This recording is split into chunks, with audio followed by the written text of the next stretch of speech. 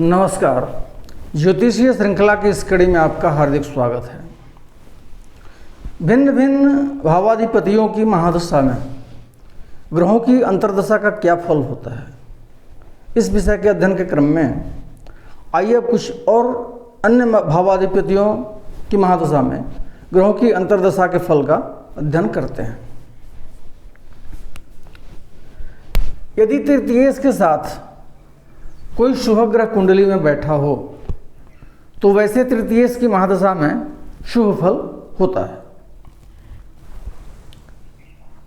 यदि तृतीयेश पापक ग्रह हो तो वैसे तृतीयेश की महादशा में जब शनि, मंगल, सूर्य, राहु अथवा केतु की अंतर्दशा आती है तब जातक के भाई बहनों की मृत्यु होती है अथवा कम से कम उन लोगों से और अपने मित्र वर्गों से वैमनस्य तथा भेद बुद्धि अवश्य होती है। यदि भाई बहनों की मृत्यु नहीं भी हो तो कम से कम उन लोगों से भेद बुद्धि या वैमनस्य अवश्य होता है। यदि पापक तृतीयेश के साथ अर्थात तृतीयेश जब पापक ग्रह हो उसके साथ कोई दूसरा पापक ग्रह भी बैठा हो तो वैसे तृतीयेश की महादशा में जब पापक ग्रह की अंतर्दशा आती है तो जातक के शत्रुओं की वृद्धि होती है और चोर इत्यादि के द्वारा जातक का धन नष्ट होता है तथा शस्त्र द्वारा आघात भी होता है, अर्थात प्रायः अनिष्ट फल ही होता है जब पाप तृतीयेश के साथ कोई दूसरा पापक ग्रह बैठा हो और वैसे तृतीयेश की महादशा में जब पापक ग्रह की अंतर्दशा आती है तब।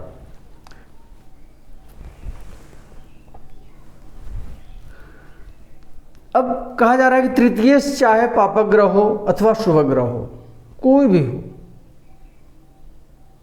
उसकी दशा में प्रायः भ्राता एवं कुटुंबों से झगड़ा होता ही है। ये यूनिवर्सल ट्रूथ है। अब चतुर्थेश की बात करते हैं। चतुर्थेश यदि पापक ग्रह हो तो उसकी महादशा में जब पापक ग्रह की अंतर्दशा आती है तो जातक को बंधुजनों से विरोध होता है, कृषि, गोधन इत्यादि की हानि होती है, संपत्ति की कमी होती है, पदच्युति होती है तथा मर्यादा में कमी होती है।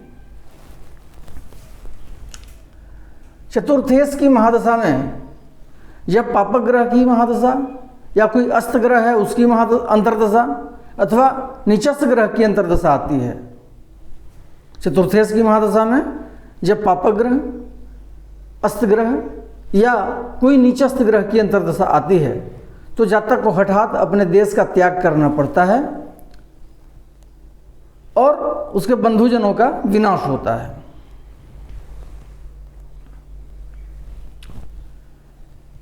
पंचमेश यदि शुभ ग्रह हो तो उसकी महादशा में जातक के धन और संतान की वृद्धि होती है, राज दरबार से उसको सम्मान की प्राप्ति होती है तथा बंधुजनों से प्रेम और उसकी अविष्ट सिद्धि होती है। परंतु पंचमेश की महादशा में जब पापक ग्रह की अंतर्दशा आती है तो जातक को राजा से पीड़ा होती है तथा उसके पुत्रों पर आपदा आती है एवं दुख होता है और धन की हानि होती है। पंचमेश की महादशा में ईश्वर प्रेम का भी उदय होता है। यदि कुंडली में इस प्रकार का योग बन रहा हो तो पंचमेश की महादशा में जातक को ईश्वर प्रेम का भी उदय होता है।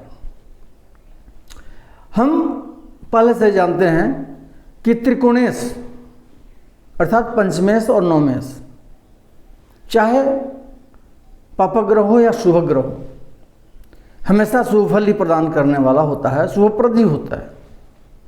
इस बात का ख्याल करके ही हमको पंचमेश की दशा और उसमें अंतर्दशा का प्रेडिक्शन करना चाहिए। अगले वीडियो में हम कुछ अन्य भावेशों के भावाधिपतियों के महादशा में अन्य ग्रहों की अंतर्दशा के फल का अध्ययन करेंगे। नमस्कार।